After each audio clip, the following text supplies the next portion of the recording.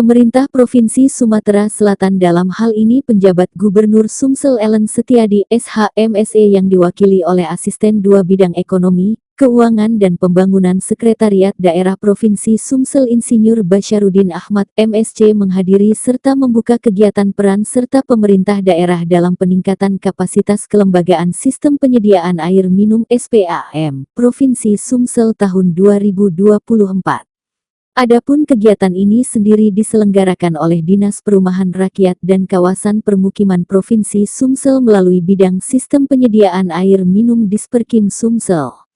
Turut hadir di dalam kegiatan ini Kepala Dinas Perumahan Kawasan Permukiman Provinsi Sumsel Insinyur Haji Novian Aswardani STMM IPM ASEAN Engineering, Kepala Bidang Sistem Penyediaan Air Minum Disperkim Provinsi Sumsel Muhammad Syaiful Islam STMT, dan undangan lainnya.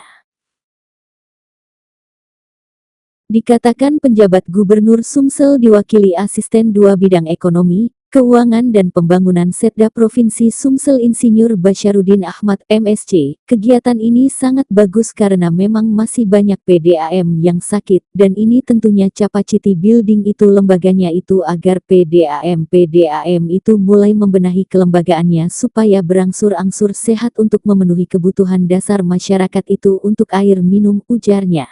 Menurut analisis kebijakan Direktorat BUMD, BLUD, PMD Direktorat Jenderal Keuangan Daerah Kementerian Dalam Negeri Kemendagri Auto Sujatmiko SEMM terkait strategi kinerja dalam peningkatan sistem penyediaan air minum di Sumsel, khususnya dari aspek keuangan, itu akan terlihat bagaimana kondisi keuangan daripada PDAM yang ada di Sumsel. Dan itu menjadi faktor utama kita sekarang tekankan biaya operasi serta dibandingkan dengan pendapatan operasi, ungkapnya.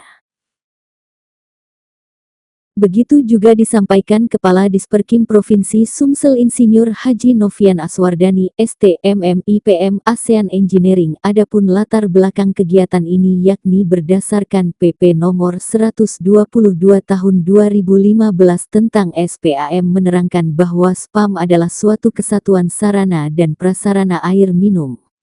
Dan air sendiri sebagai kebutuhan dasar hidup manusia serta salah satu syarat yang harus dipenuhi dalam mewujudkan permukiman yang layak huni, katanya.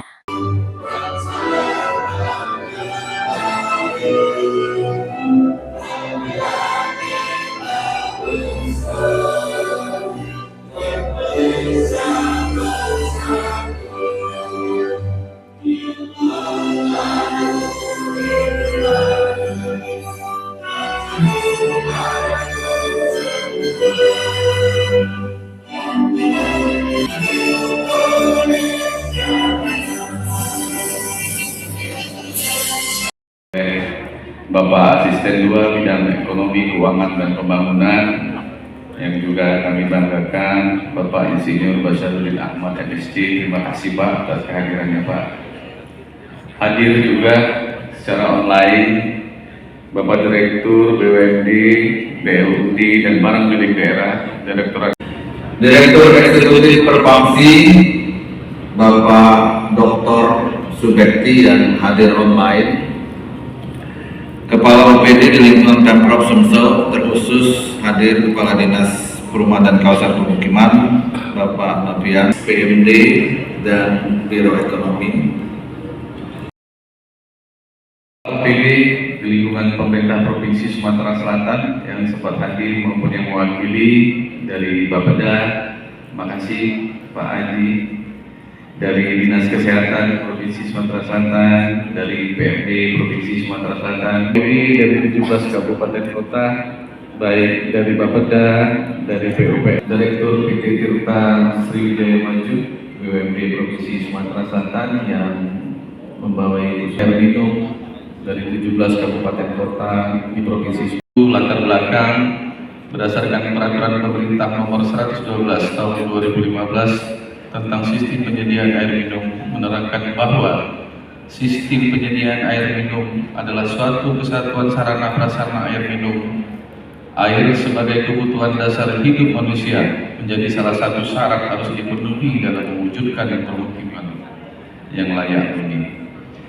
Pemerintah bersama-sama dengan pemerintah daerah BUMD Air Minum berupaya untuk menyediakan air bersih guna melayani kebutuhan masyarakat. Tantangan yang dihadapi dalam penyediaan air minum antara lain: pertama adalah cakupan layanan masih rendah, idle capacity. Yang kedua, non-retaining water. Yang ketiga, pemenuhan 3K-nya, yaitu kualitas, kuantitas, dan kontinuitas, serta tarif full cost recovery dalam bentuk adanya rencana pengamanan air minum sehingga memenuhi kinerja BUMD air minum yang merupakan cerminan dari kurang efisiennya pengelolaan maupun pendanaan untuk pengembangan sistem penyediaan air minum yang ada. Bapak Gubernur, dapat saya laporkan juga dari aspek kelembagaan, BUMD Air Minum selaku operator sistem penyediaan air minum di Provinsi Sumatera Selatan berdasarkan buku kinerja BUMD Air Minum tahun 2023 dari 12 PDAM yang dilakukan penilaian kinerja dalam kategori sebagai berikut. 1. Kinerja sehat. Ada 3 PDAM kinerja sehat, yaitu Perumdam Tirta Musi Kota Palembang, Perumdam Tirta Raji Kabupaten Musi Banyuasin, dan Perumdam Tirta Lematang Kabupaten Lahat. Kinerja yang kurang sehat terdapat 3 PDAM. Pertama, Perumdam Tirta Saka Salabung Kabupaten Oku Selatan, PDAM Tirta Raja Kabupaten Oku, dan PDAM Lematang Enim Kabupaten Muara Enim.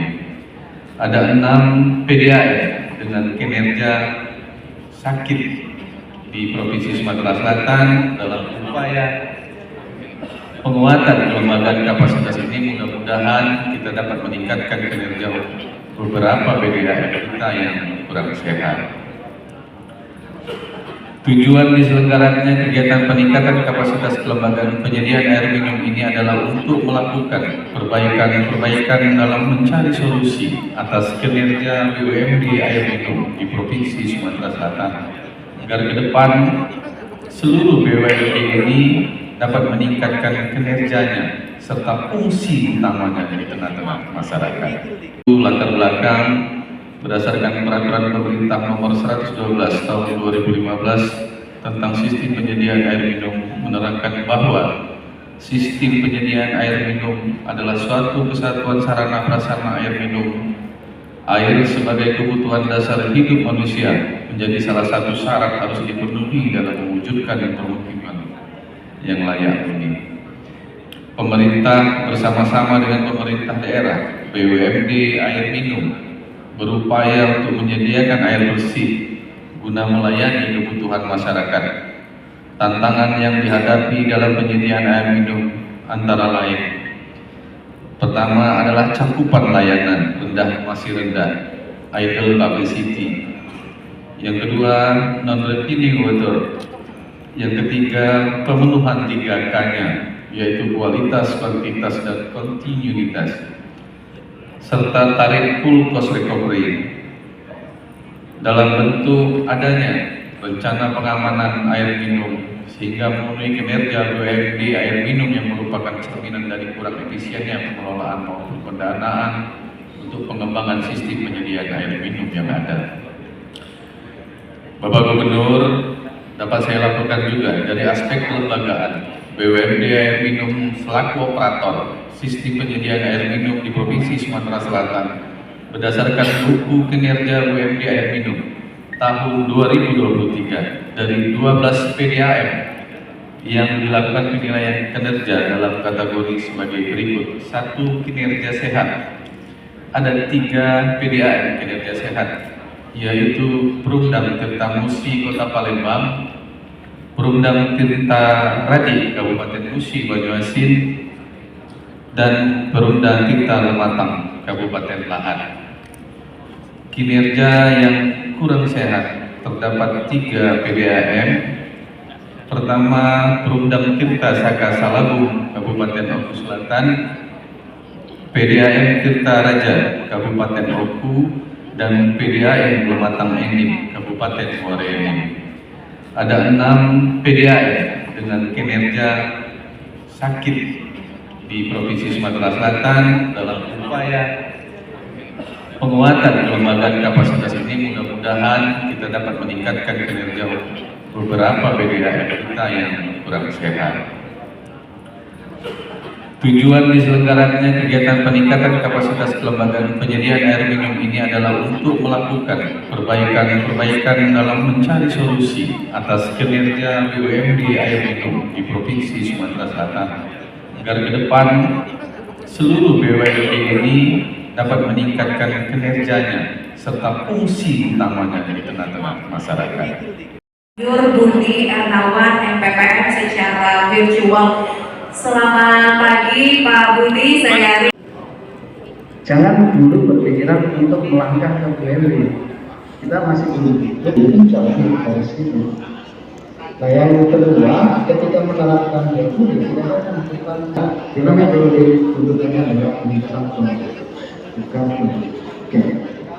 Karena ketika tarif kan sebenarnya kita punya Permendikbud 21, di mana tarif padanya belum diikuti, maka otomatis ada kerugian yang ditanggung oleh si BUMD. Nah, kewajiban Pemda dan Hilir itu adalah menutup kerugian tersebut melalui subsidi. Tadi Ibu sudah cerita bahwa subsidi terus yang diteruskan. Kenapa? Karena artinya memang ada selisih dari tarif FCR dibandingkan dengan tarif yang diimplementasikan. Senin, Minggu, dan Menteri terkait pengendalian inflasi. Tapi kalau terus-terusan tarifnya di bawah FCR, maka perusahaan itu lama-lama akan rugi dan lama-lama akan naik. Dan disitulah peran subsidi, sehingga pembukuannya akan menjadi tidak bisa langsung instan dan itu berkaitan dengan hal.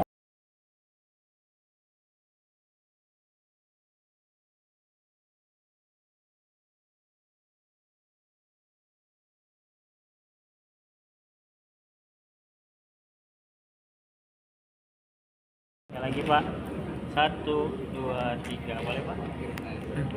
1, 2, 3. Baik sekali. 3, 2, 1. Lagi. Satu kali lagi. 1, 2, 3. Oke. Salah satu kalau secara teknisnya adalah non-revenue water ya. Banyak kebocoran-kebocoran yang tidak terdeteksi. Itu kan menyebabkan revenue-nya dari PDAM itu sendiri tidak menutupi untuk cash flow-nya. Dan bisa juga dari kelembagaannya. Kelembagaannya itu bisa bagaimana peran komisarisnya, bagaimana peran direkturnya, bagaimana peran manajerialnya. Nah disinilah yang perlu kita lakukan capacity building supaya kelembagaan dari PDAM itu bisa sehat dan bisa melaksanakan perannya sehingga pemerintah hadir untuk memenuhi kebutuhan air minum bagi masyarakat. Bagus adalah masing-masing kabupaten PDAM di kabupaten kota mempelajari hal-hal yang menjadi perlu dilakukan agar mereka jadi sehat. Ini yang kita tekankan supaya mereka belajar apa sih yang menyebabkan bahwa kelembagaan mereka itu sakit sehingga bisa ditingkatkan sehingga bisa menjadi sehat. Kegiatan ini bagus karena memang masih banyak PDAM yang sakit ya, yang hanya 2 yang sehat, yang lainnya masih sakit, dan ada 2 yang belum diukur kinerjanya. Dan ini tentunya untuk capacity building kelembagaannya agar PDAM itu mulai membenahi kelembagaannya supaya bisa berangsur-angsur sehat untuk memenuhi kebutuhan dasar masyarakat yang air minum. Apa ya penyebab? Kondisinya sebetulnya tadi kan di paparan kita 2 yang terbaik ya, sebenarnya yang besar dari PDAM Tirtamusi ya, dari Kota Palembang, dan yang kecil tadi dari Perumda yang di Lahat ya. Jadi walaupun kecil tapi dia sehat dan full cost recovery seperti itu.